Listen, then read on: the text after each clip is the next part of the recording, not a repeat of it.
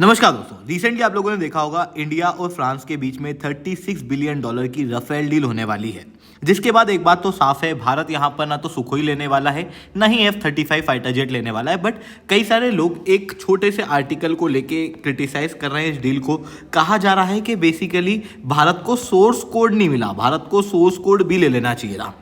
But इसकी क्या technicalities हैं? सोर्स कोड नहीं मिल रहा है, भारत को क्या मिल रहा है जो दूसरे बाकी डील से ज़्यादा बेहतर है? सोर्स कोड देखो, मार्केट के अंदर कोई भी नहीं देता। सोर्स कोड की बात जो आती है वो बेसिकली रशिया के सुखोई 57 से आती है, जो कि भी अभी तक रिपोर्ट्स में था। ऑफिशियली ये बात नहीं कही गई थी कि सुखोई 57 का वो लोग सोर्स कोड प्रोवाइड करेंगे या नहीं करेंगे।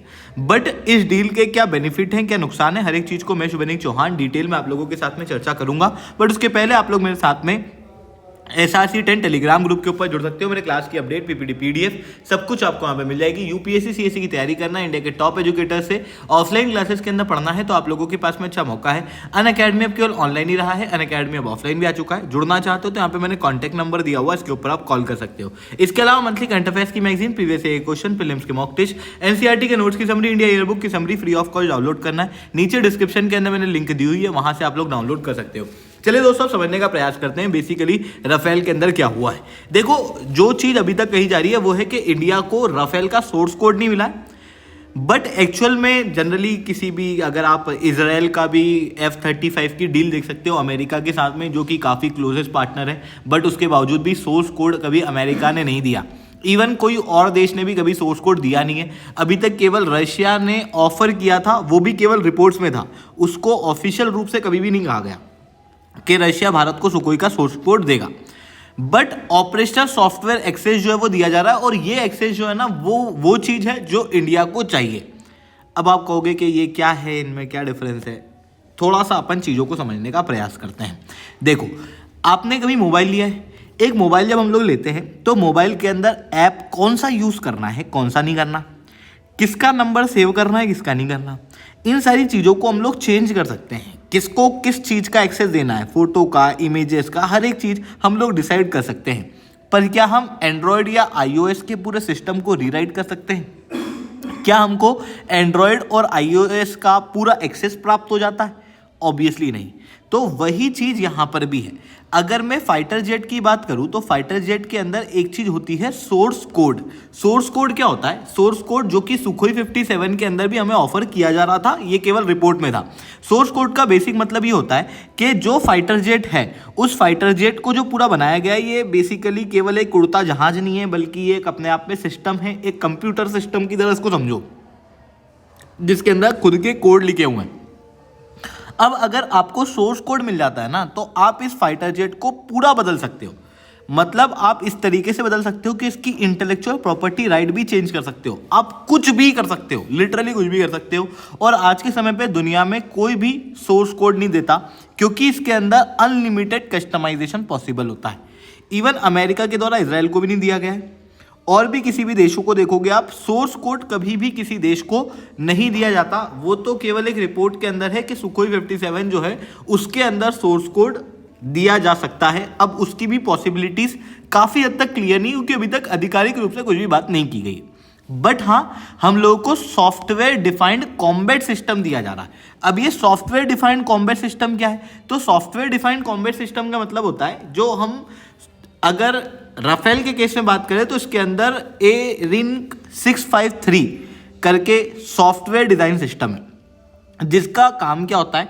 बेसिकली अगर ये सिस्टम आपके पास एक्सेसिबल है तो उसके बाद आप राफेल के अंदर अपने खुद के हथियारों को इंटीग्रेट कर सकते हो। मतलब अगर आप राफेल ले रहे हो, उसके बाद में राफेल के अंदर आप ब्रह्मोस को इंटीग्रेट करना चाह रहे हो, आप रुद्रम को इंटीग्रेट करना चाह रहे हो, या फिर आप किसी और मिसाइल को इंटीग्रेट करना चाह रहे हो, लेट से अस्त्र मार्क 2 या मार्क 3 को इंटीग्रेट करना चाह रहे हो, तो वो चीज़ आप कर सकते हो। उसके लिए आपको बार बार दसौल से बात करने की जरूरत नहीं है कि हम ये इंटीग्रेट करना चाह रहे हैं तो आप चीज़ों को ठीक कर दो। ये काफ़ी ईजिली भारत को अवेलेबल हो जाएगा। और यही चीज़ भारत को चाहिए भी सही, कि हम जो भी कॉम्बैट करें, उन कॉम्बैट के समय पे हम अपने कस्टमाइजेशन खुद ब खुद कर लें हमारे फाइटर जेट के अंदर।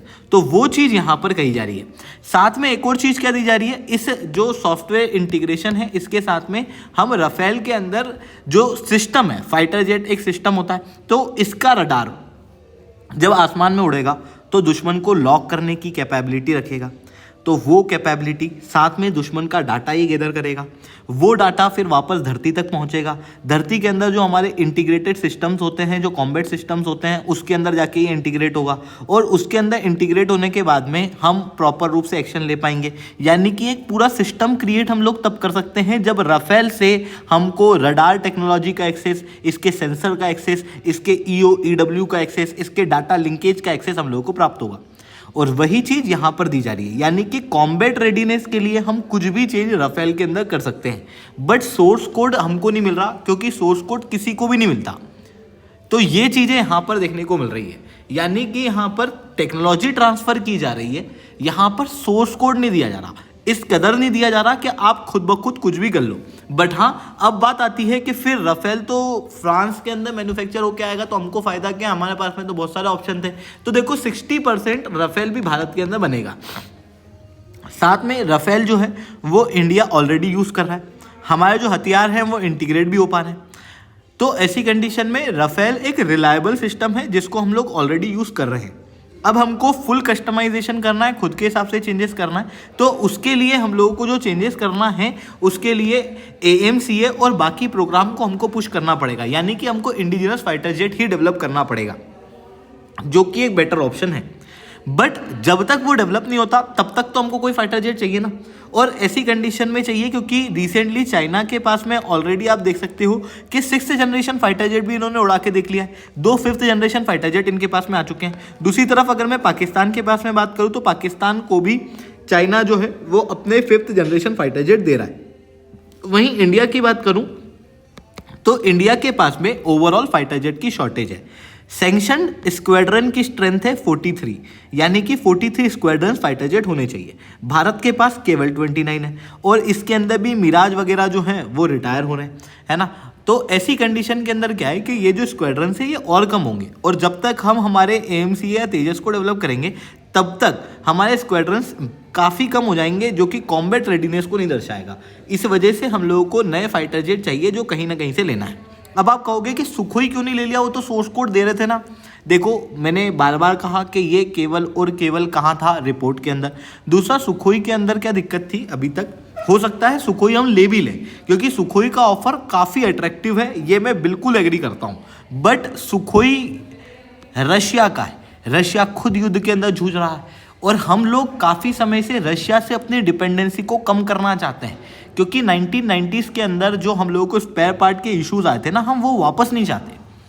इस वजह से मोस्ट प्रोबेबली शायद सुखोई को कंसिडर नहीं किया गया हो। अगर सुखोई को यहाँ पर वापस कंसिडर किया जाता है, I will be more than happy.